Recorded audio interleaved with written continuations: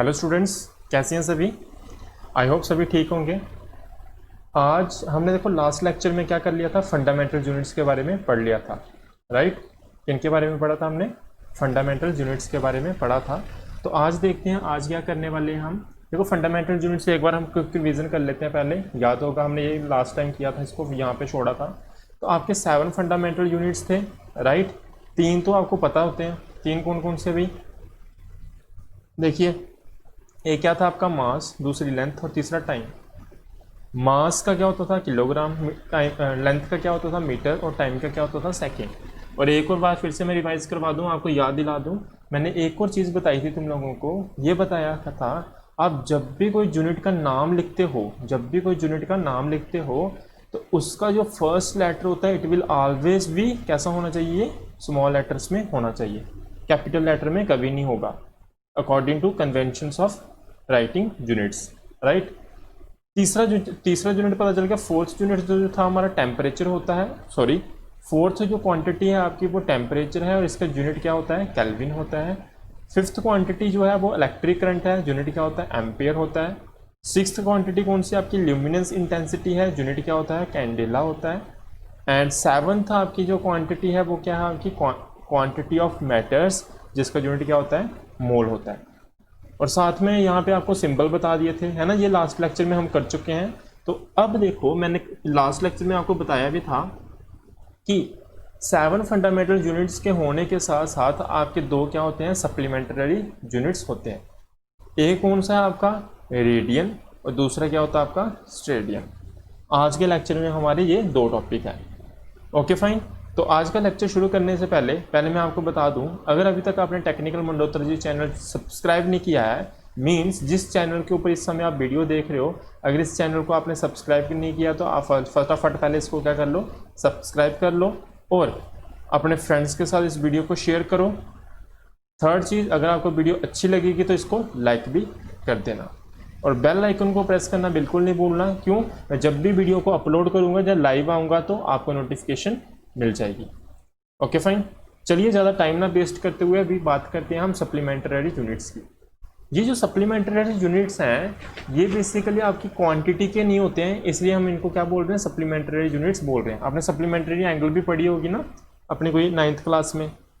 उसी तरह से यहाँ पे सप्लीमेंट्री यूनिट्स हैं आपके, तो 2 सप्लीमेंट्री यूनिट्स हैं। बेसिकली ये किसके साथ डील करते हैं, दोनों के दोनों जो यूनिट्स हैं दे डील्स विद एंगल। किसके साथ डील करते हैं, एंगल। एंगल का भी कुछ ना कुछ यूनिट होता है। अब एंगल के यूनिट को किसके साथ हम डिनोट करते हैं, इन सप्लीमेंट्री यूनिट्स के साथ डिनोट करते हैं। और पहला सप्लीमेंट्री यूनिट आपका रेडियन, दूसरा कौन सा आपका, स्टेडियन। अब आपके दिमाग में क्वेश्चन आएगा कि 2 यूनिट क्यों है, एक ही से काम क्यों नहीं चला। तो देखो आपके पास 2 किस्म की एंगल होती है। एक एंगल होती है आपकी कौन सी, प्लेन एंगल, और दूसरी एंगल होती है आपकी सॉलिड एंगल, ठीक है। जब प्लेन एंगल का यूनिट लिखना होगा तो आप उसको कौन सा यूनिट का नाम दोगे, रेडियन। जब आपको सॉलिड एंगल की बात करनी होगी तो उसका कौन सा यूनिट होगा, स्टेडियन। समझ गए बात को, दोनों को स्मॉल लेटर से लिखा हुआ है। और सिंबल जो रेडियन का होता है वो होता है RAD, और आप स्टेडियन की बात करनी है तो इसका यूनिट क्या होता है, SR। आई होप बात समझ गई होगी जो मैंने समझाया। फाइन। तो पहला हम डिस्कस करते हैं, आपको एग्जाम में क्वेश्चन मिल जाता है, एक रेडियन को डिफाइन करो, डिफाइन 1 रेडियन। तो 1 रेडियन क्या होता है, तो 1 रेडियन समझने के लिए मैं थोड़ा सा यहाँ पे आपको डायग्रामेटिकल चीज़ें समझाता हूँ। डायग्राम बहुत इंपॉर्टेंट होती है, आपको पता है हमारी साइंस में। तो डायग्राम को लाइटली नहीं लेना है, डायग्राम से ही आपके सारी स्टेटमेंटें बनेगी। ओके, मैं एक बार लाइन ले लेता हूँ यहाँ पे। फाइन, देखिए ये एक लाइन है और ये एक दूसरी लाइन है। अब देखो मैं एक चीज़ बताता हूँ तुम लोगों को, पहले इस चीज़ को समझने की कोशिश करना। ये एक सर्कल है आपका, फाइन, ये आपका एक सर्कल है।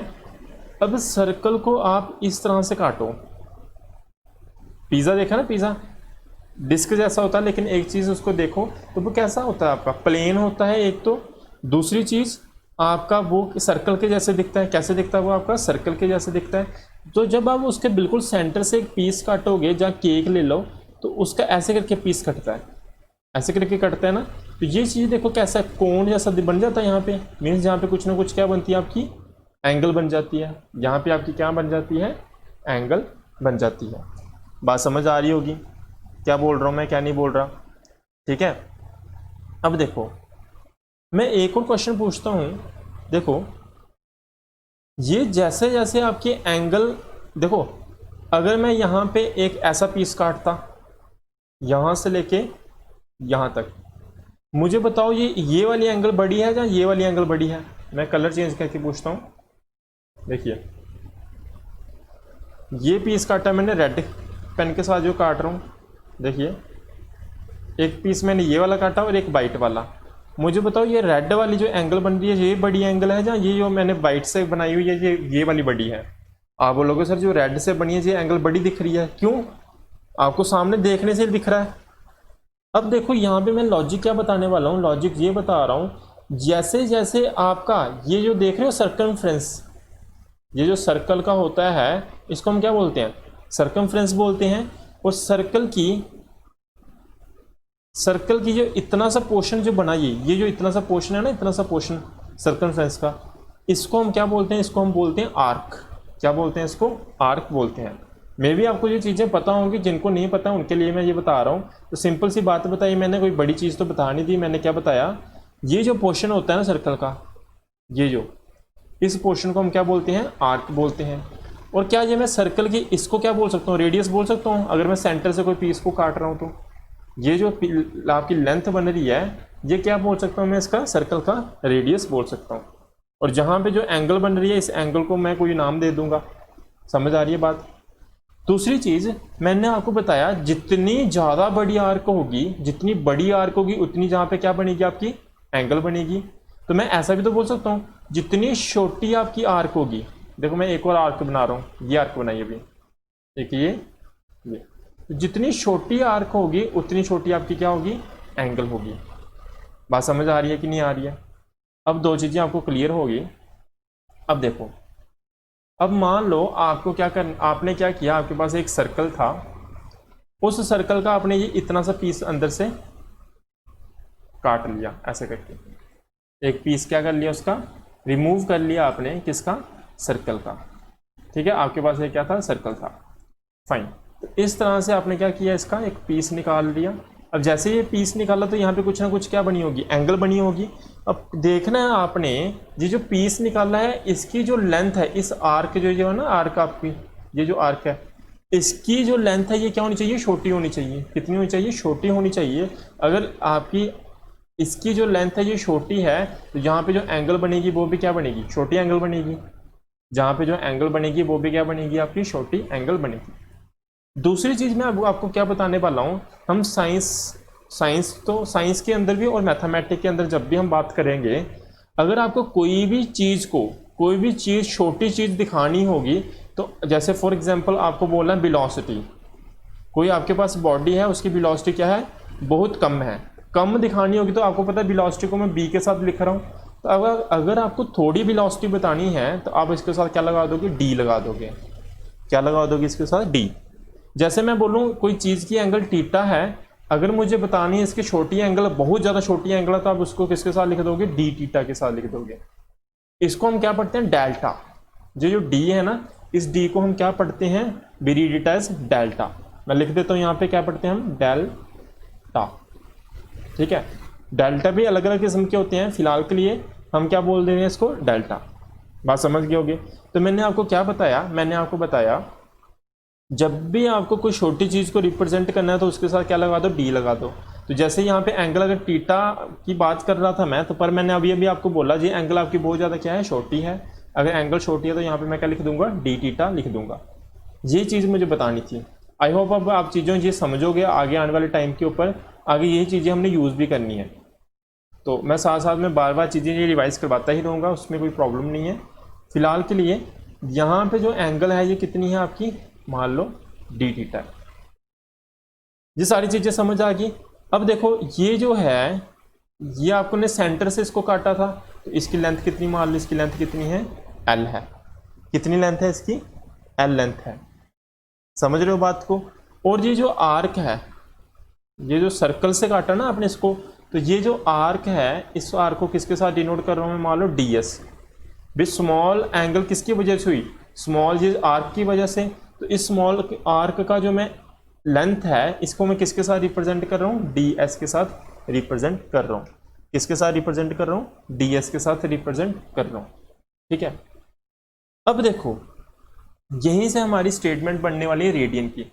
रेडियन, 1 रेडियन अगर आपको कभी भी डिफाइन करना है तो व्हाट इज 1 रेडियन, 1 रेडियन क्या होता है, ये वो एंगल होती है, इट इज ए यूनिट। ये क्या होता है आपका, एक सेकेंड,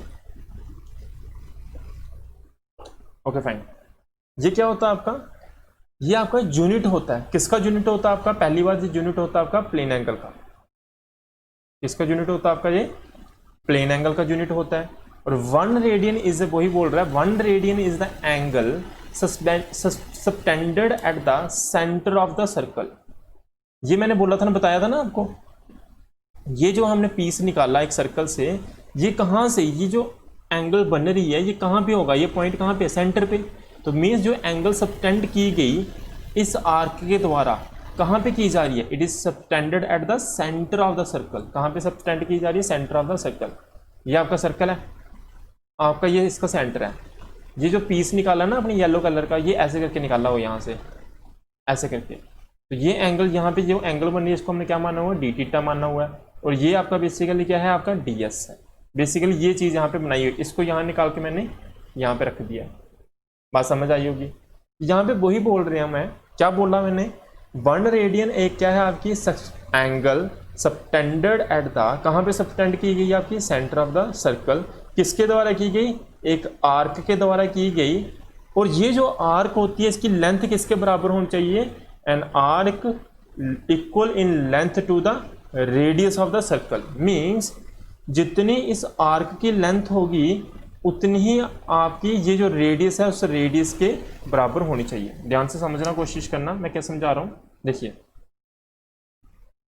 मैंने आपको बताया 1 रेडियन आपकी क्या है, एक यूनिट है। 1 रेडियन आपका क्या है, यूनिट है। तो मैं क्या बोल रहा हूँ, रेडियन आपका क्या होता है, यूनिट होता है। अगर आपको 1 रेडियन समझाना है तो 1 रेडियन क्या होता है, एक एंगल सबटेंड की जाती है किसके द्वारा, एक आर्क के द्वारा। किसके द्वारा, आर्क के द्वारा। कहाँ पे की जाती है, eight the centre of the circle.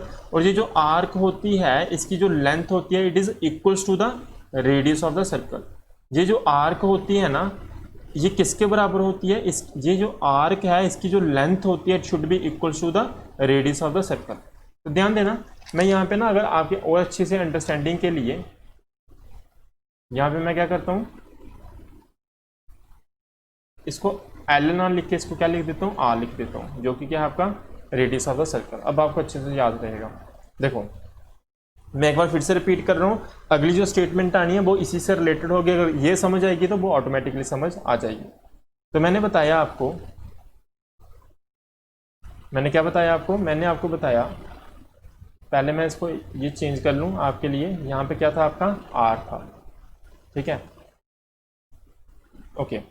तो मैंने बोला 1 रेडियन आपका क्या है, it is the angle subtended at the centre of the circle by an arc whose length is equal to the radius of the circle. I hope बात समझ आ गई होगी। और ये एंगल किसकी एंगल होती है, it is the angle of, कौन सी एंगल होती है, it is a plane angle. ये किसकी एंगल होती है, आपकी प्लेन एंगल। और जब भी प्लेन की बात करें तो हम किसकी बात करेंगे, सर्कल की। थोड़ा सा और आगे बढ़ते हैं। अब मान लो, कंसीडर कर लो, इफ आर्क, इफ जो आपकी आर्क है ऑफ लेंथ कितनी लेंथ की है, ये आपकी ds लेंथ की है। जो आर्क है इस आर्क की लेंथ कितनी है, ds है, जो क्या कर रही है, subtending an angle at the, कहाँ पे कर रही है बताओ मुझे, centre of the circle. Circle के सबटेंड कर, सर्कल के सेंटर में एंगल सबटेंड कर रही है ऑफ रेडियस। जी सर्कल का रेडियस कितना है, ऑफ रेडियस r। तो अकॉर्डिंग टू स्टेटमेंट आपकी ये जो डी थीटा है जिसको हम क्या बोलते हैं, ये जो आपका डी थीटा है जिसको हम क्या बोलते हैं, आपका रेडियन, क्या बोलते हैं जिसको हम क्या बोलते हैं, प्लेन एंगल बोलते हैं। ये बेसिकली क्या आपके प्लेन एंगल है, और प्लेन एंगल का आपका जो यूनिट होता है वो क्या होता है, रेडियन होता है। तो यहाँ पे हमारे पास प्लेन एंगल का जो फार्मूला बन जाएगा वो क्या हो जाएगा आपका, लेंथ ऑफ द आर्क। ठीक है, मैं अगले पेज पे लिखता हूँ ताकि आपको अच्छे से दिखे। अगले पेज पे लिखता हूँ आपके लिए। फाइन, देखिए तो आपके पास जो फार्मूला बन जाएगा, देखो क्या बन जाएगा, d theta equals to length of the arc. ठीक है, क्या है, लेंथ ऑफ द आर्क, किसकी आर्क, आर्क ऑफ सर्कल। कौन सा सर्कल था, जिसके सेंटर में एंगल सबटेंड की जा रही थी कितनी, डी थीटा, टू द क्या होता है, रेडियस ऑफ द सर्कल। क्या होता है, रेडियस ऑफ द सर्कल।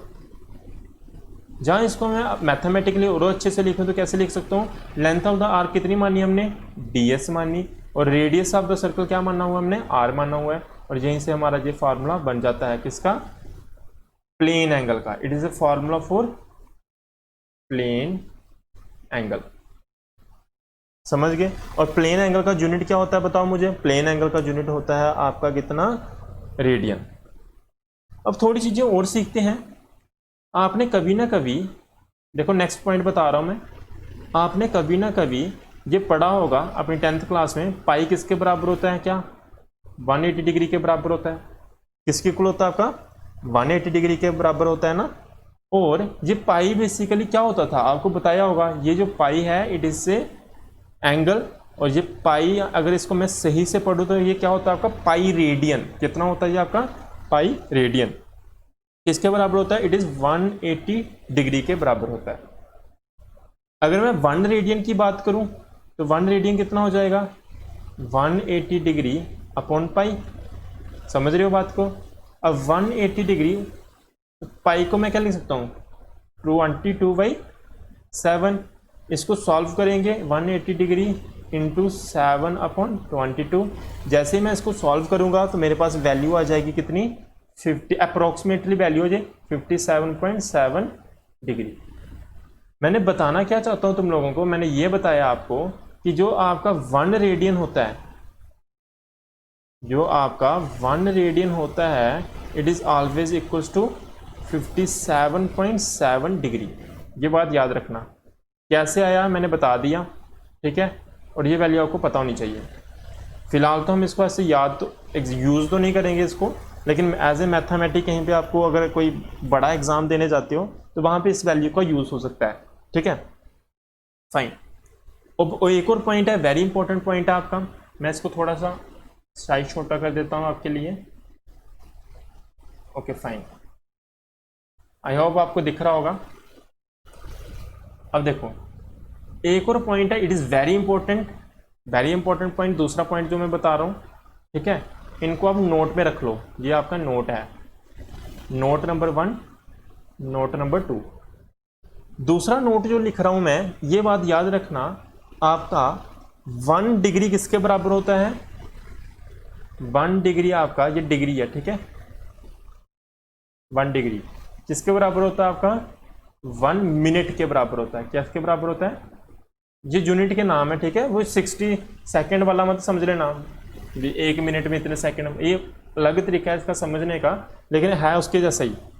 यहाँ पे मैंने 1 मिनट लिख दिया, मिनट नहीं होता आपका, इसको थोड़ा सा चेंज करो, यहाँ पे होगा आपका कितना, 60 मिनट। जब मिनट लिखना था ऊपर एक क्या लगाओगे, एक बार लगाओगे, ठीक है, इस तरह से।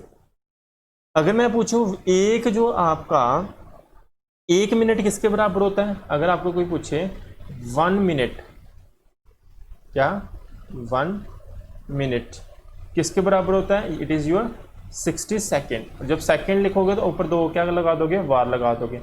ये किसका यूनिट हो गया आपका, सेकेंड। ये जो बार है ना, बार ऊपर लगा रहा हूँ, ये सेकेंड को बता रहा है। 2 बार लगाओगे तो सेकेंड, एक सिंगल बार लगाओगे तो क्या होगा, मिनट। आई होप सारी बातें समझ आ गई होगी आपको। अगर ये वाला टॉपिक समझ आ गया तो अगला ऑटोमेटिकली समझ आ जाएगा, लेकिन इसमें थोड़ी सी इमेजिनेशन की ज़रूरत है, जो कि आपका क्या है टॉपिक आपका, स्ट्रेडियन के बारे में। और स्टेडियन मैंने अभी भी आपको बताया था, it is a unit of solid angle. कौन सी एंगल? Solid angle. अब सॉलिड एंगल क्या चीज़ है? मैं सॉलिड एंगल को समझाने के लिए आपको थोड़ा सा चीज़ बताता हूँ। आपने तरबूजा तो खाया होगा, खाया नहीं तो देखा तो होगा ही। जो तरबूजा होता है वो स्फेरिकल होता है, सर्कुलर नहीं होता। कैसा होता है वो? स्फेरिकल होता है। अब उसके अंदर से भी जो केक था या कोई चीज़ थी, सर्कल था, उसके अंदर से ऐसे करके पीस तो निकाल रिया, तो वो ऐसा ही दिखता है। अगर आप उसको ऊपर से देखोगे तो वो तो ऐसा ही दिखेगा, और अंदर से जो पीस निकलेगा वो ऐसा दिखेगा।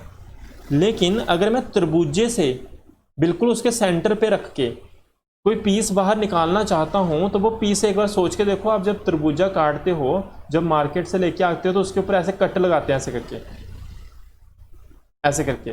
तो ये चीज़ ऊपर से तो ऐसे ही दिखती है, जब इसको आप बाहर निकाल दोगे तो कैसी दिखेगी वो देखो एक बार, देखना। मैं जब बनाऊंगा आप देखना, आप सीखना, आपने ही बनानी है ये डायग्राम, ठीक है? देखो,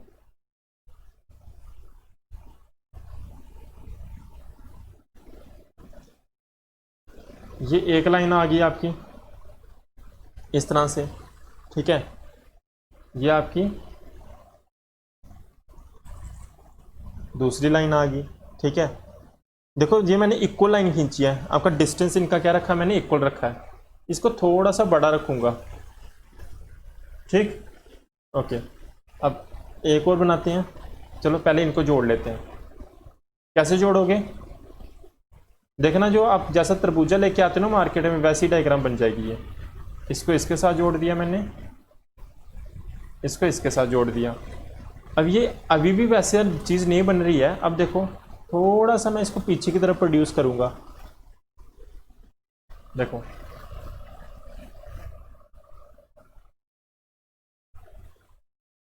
ये ऐसे करके, ठीक है? जैसे मैंने इसको पीछे की तरफ प्रोड्यूस किया, आप इसको इसके साथ जोड़ दो और इसको इसके साथ जोड़ दो, ठीक है? एक सेकेंड, देखो, इसको आपने क्या करना है? इसके साथ जोड़ देना है कुछ इस तरह से, और इसको इसके साथ। अब ये जो बाहर वाला हिस्सा है, क्या ये वैसा ही दिख रहा है ना जैसे तरबूजा होता है? देखो, मैं इधर से इसको कलर कर देता हूँ, ग्रीन कलर कर देता हूँ आपके लिए, ताकि आपको दिखे। ये देखो, दिख रहा है? और अंदर से ये जो दिखता है, ये कैसा होता है? रेड कलर का होता है, कुछ इस तरह से, है ना? ये पोर्शन कैसा होता है आपका? रेड कलर का होता है। तो आपने इसको रेड ग्रीन नहीं करना है, बस ये मैं बता रहा हूँ। इसको आप पेंसिल्स के साथ आप क्या कर सकते हो? डार्क कर सकते हो ये वाला हिस्सा। अब देखो, एक्चुअल में हमने सीखना क्या है वो देखते हैं। हमारा मेन मोटिव क्या है? जब आप इस स्फेरिकल चीज़ को काटते हो, जब आप स्फेरिकल चीज़ को जब कोई काटते हो, उसके अंदर से कुछ इस तरह का कोई एक पीस निकलता है, और वहाँ पे आपकी ऐसे करके एंगल नहीं बनती। उस केस में आपकी एंगल कैसी बनती है? देखो, आपकी एंगल कैसी बनी होती है? सॉलिड एंगल बनती है। कैसी है वो? इसको इसके साथ जोड़ दो, इसको इसके साथ, जो डॉटेड लाइन और इसको जोड़ना है, फिर इसको इसके साथ। नहीं पता चला? मैं एक बार फिर से बनाता हूँ आपके लिए, वेट फॉर अ सेकेंड।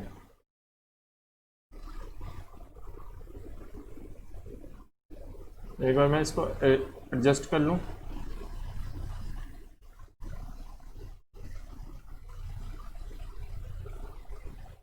एक सेकेंड रुक जाओ, ताकि आपको एंगल अच्छे से दिखे। अब देखो, शायद अभी आपको दिखेगी। अब मैं कोशिश करता हूँ समझाने की। इसको आपने इसके साथ जोड़ना है, ये वाली लाइन को, और इसको इसके साथ, और इसको किसके साथ जोड़ोगे? नीचे वाली लाइन को, ये जो डार्क है ना, इसको इसके साथ जोड़ दो। और बेसिकली मैं बताना क्या चाह रहा हूँ, यहाँ पे आपकी एंगल कुछ इस तरह से बनेगी, इस तरह से। तो इसी एंगल को आप कौन सी एंगल बोलते हो? सॉलिड एंगल बोलते हो। क्या बोलते हो इसको? सॉलिड एंगल बोलते हो। और सॉलिड एंगल को आप किसके साथ लिखोगे? कोई भी सिंबल दे सकते हो आप, ऐसे करके इसको डिनोट करोगे। Okay fine. जो आप ऐसे करके ओम लिखते थे ना, ओम बोलते हैं क्या इसको? बाद में बताएंगे। आप ऐसे करके यहाँ लिखते थे ना, ओम का यूनिट ऐसा होता है, तो ये वही है। तो आप इसको क्या लिखोगे? जहाँ पे जो एंगल बनेगी, याद रखना, यहाँ पे जो एंगल बनेगी ना, ये एंगल भी कैसी होगी आपकी? सॉलिड एंगल होगी। कैसी एंगल होगी? Solid angle. और सॉलिड एंगल को लिखने का तरीका क्या होता है? ये पर यहाँ पे जो एंगल बनेगी वो छोटी एंगल बनेगी, तो छोटी एंगल बनेगी तो यहाँ पे साथ में क्या लगा दूंगा, डी ओमेगा लगा दूंगा। क्या लगा दूंगा, डी ओम लगा दूंगा। समझ गए होगे बात, ठीक है। तो यहाँ पे जो एंगल बनी है वो क्या बनी है, डी ओम। आपके लिए मैं इसको ओम पढ़ रहा हूँ, ठीक है, ताकि आपको पता चल जाए। फाइन। अब देखो यहाँ पे सेम उसकी जैसी स्टेटमेंट बनेगी। कैसी स्टेटमेंट बनेगी, one steradian is the solid angle subtended at the centre of the sphere, जो कि किसके अंदर सबटेंड की जाती है, सेंटर ऑफ द स्फीयर में सबटेंड की जाती है। किसके द्वारा, by that surface of the sphere, उस सरफेस, ये क्या है, सरफेस आपका स्फीयर का, बाहर वाला था ना ये सरफेस, तो किसके द्वारा, by that surface of sphere, जिसका क्या हो, जिसका सरफेस एरिया, उस surface area is equals to the square of the radius of the sphere. ध्यान से सुनना, मैं एक बार फिर से रिपीट करता हूं। बोलता है वन स्टेडियन आपका क्या है, सॉलिड एंगल है, जो कि सबटेंड किया गया होता है किसके द्वारा, जो कि सबटेंड किया गया होता है कहाँ पे, सेंटर ऑफ द स्फीयर पे सबटेंड किया होता है। किसके द्वारा, by that surface of the sphere, bye that surface of the sphere, उस सरफेस एरिया, जिसका सरफेस एरिया क्या होता है, इक्वल होता है, किसके इक्वल होता है, स्क्वायर ऑफ द रेडियस। किसके बराबर होता है, स्क्वायर ऑफ द रेडियस। किसका रेडियस, स्फीयर का रेडियस। किसका रेडियस आपका, स्फीयर का रेडियस। आई होप बात समझ आ गई होगी, नहीं आई है तो आप वीडियो को रिपीट करके देख सकते हैं। तो यहाँ पे ये जो आपका स्फीयर था, इसका रेडियस कितना मान लो, आर रेडियस मान लो। जो आपका जो सरफेस एरिया है, इस जो आपकी ने पीस बाहर निकालना है, मान लो इसका सरफेस एरिया, जहाँ पे एंगल छोटी एंगल बनी है, छोटी एंगल किसकी वजह से बनी है, क्योंकि जहाँ पे एरिया भी क्या होगा आपका, छोटा होगा, तो ए के साथ एरिया, छोटा एरिया, तो क्या लिख दूंगा मैं, डी ए लिख दूंगा, ठीक है। अब यहाँ पे आपने खुद अपनी, मैं यहाँ पे रिपीट कर देता हूँ, आपने खुद लिखना है। अब यहाँ पे क्या लिखोगे, इफ़ डी ए आपका क्या है, अपनी लैंग्वेज में लिखना है, ठीक है। If d A is the small surface area, d omega क्या है आपका, small solid angle subtended at the centre of the sphere, तो अकॉर्डिंग टू आपका स्टेटमेंट क्या हो जाएगा, देन डी ओमेगा किसके बराबर होता है आपका, सॉलिड एंगल किसके बराबर होती है, सेम वही आपका क्या होगा, उस केस में क्या था, लेंथ अपॉन रेडियस। इस केस में आपका क्या होगा, surface area upon square of the radius. कौन सा रेडियस, स्फीयर का रेडियस। कौन सा surface area, that surface area which subtend angle eight the centre of the sphere. कौन सी एंगल सबटेंड की, सॉलिड एंगल सबटेंड की। तो यहाँ पे अगर मैं सही से इसका फार्मूला लिखूँ तो क्या हो जाएगा, डी ओम, सरफेस एरिया क्या होता है, डी ए अपॉन क्या हो जाएगा, स्क्वायर ऑफ द रेडियस। क्या हो जाएगा, square of the radius. I hope ये बात आपको समझ आ गई होगी। समझ गए बात। और इसका यूनिट क्या होता है, यूनिट होता है इसका स्टेडियन। क्या यूनिट होता है इसका, स्टेडियन। यूनिट स्टेडियन होता है। और एक स्टेडियन को हम समझाने के लिए यहाँ पे एक स्टेडियन की हमने यहाँ पे क्या लिखी हुई है, स्टेटमेंट लिखी हुई है कि कैसे डिफाइन करते हैं। आई होप बात समझ आ गई होगी सारी की सारी। अगर कुछ कहीं भी कुछ डाउट हो वीडियो रिपीट करके देखना, अगर फिर भी समझ ना आए तो फिर कमेंट सेक्शन में मुझे पूछ लेना। देखो यहाँ पे मैं इसको डी ओम पढ़ रहा हूँ, एक्चुअल में कुछ इसका कुछ और नाम होता है, लेकिन मैं बाद में बताऊँगा। क्यों, क्योंकि अभी इतनी सारी टर्म्स मैं आपको बता रहा हूँ तो आप कंफ्यूज ना हो जाओ, इसलिए। समझ के बात को। तो आज हमने 2 यूनिट्स और पढ़ लिए हैं, एक होता है आपका रेडियन और दूसरा होता है स्टेडियन। यहाँ तक बातें क्लियर है। अब आपका टॉपिक बचा हुआ है, कुछ और यूनिट्स होते हैं जो कि ये बेसिक यूनिट्स थे आपके, ये जो है ना फंडामेंटल यूनिट्स पढ़े थे हमने लास्ट टाइम। ये देखो, ये लास्ट टाइम हमने ये यूनिट्स पढ़े थे, 7 होते हैं, 2 एक्स्ट्रा ये होते हैं, ये पढ़ लिए। और अब यहाँ पे कुछ क्वांटिटीज़, कुछ यूनिट्स होते हैं, जैसे लाइट ईयर कितना होता है, ठीक है, चंद्रशेखर यूनिट होता है, वो क्या होता है, उनके बारे में अगले लेक्चर में मैं बात करूँगा। फिर इसी के साथ मैं ये वाला जो आपका यूनिट, बेसिकली मैंने यूनिट एंड मेजरमेंट शुरू किया है ना, तो यहाँ पे हमारा क्या हो जाएगा, यूनिट वाला टॉपिक ख़त्म हो जाएगा। ठीक है। 2 लेक्चर्स में आने वाले में हमारा ये क्या हो जाएंगे, सारे टॉपिक खत्म हो जाएंगे आपके किससे रिलेटेड, यूनिट से रिलेटेड। Okay fine. तो अगर आपको वीडियो अच्छी लगी है तो यार इसको लाइक कर देना, मैं फिर से रिपीट करता हूँ, शेयर करना बिल्कुल मत भूलो वीडियोस को अपने फ्रेंड्स के साथ, जो आपके साथ 11th क्लास में उनके साथ ये वीडियो शेयर कर सकते हो आप लोग, ठीक है। 12th वालों को भी मैं क्लासेस दे रहा हूँ, उनके साथ भी ये वीडियो क्या कर सकते हो, शेयर कर सकते हो। तो okay bye, have a nice day, bye bye.